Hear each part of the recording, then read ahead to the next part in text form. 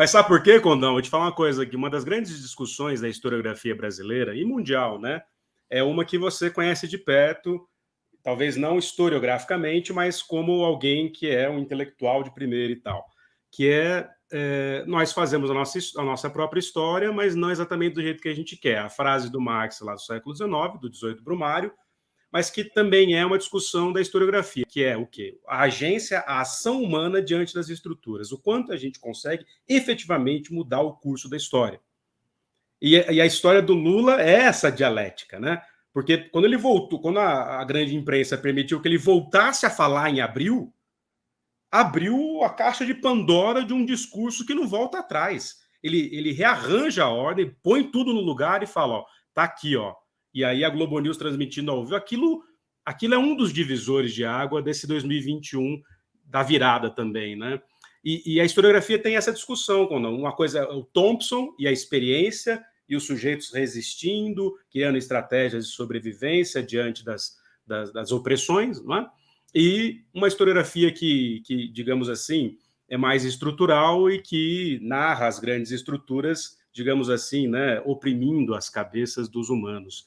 Então tem essa treta na historiografia, né, entre USP e Unicamp. A Unicamp é um reduto dessa historiografia mais combativa, da agência, inclusive figuras aí já consagradas da historiografia, Sidney Chalhoub, a própria Silvia Lara, né, Robert Slanes e assim por diante. E uma historiografia mais recente que tenta tensionar um pouco essa...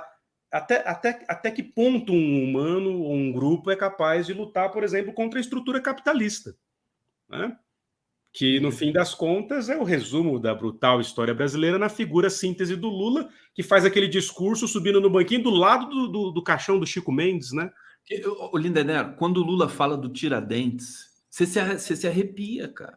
Sabe? Eu nunca vi, enfim, um professor falar daquela maneira, de como o Tiradentes foi, enfim, desprezado naquele momento ali do episódio da questão.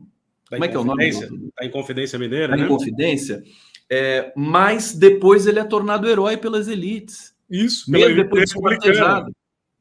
Então, e o Lula diz isso, quer dizer, explica como se fosse é da natureza brasileira, quer dizer, para a gente conhecer também como é que operam essas forças elitistas e tudo mais, que se apoderam da história e em grande parte da historiografia. É uma discussão, acho que você está também, né, nesse olho do furacão. A historiografia brasileira, eu acho que tem um novo momento esperando, né, para ser devidamente, sem desprezar o que já foi feito, mas trazer uma nova camada, assim, para a gente entender o país.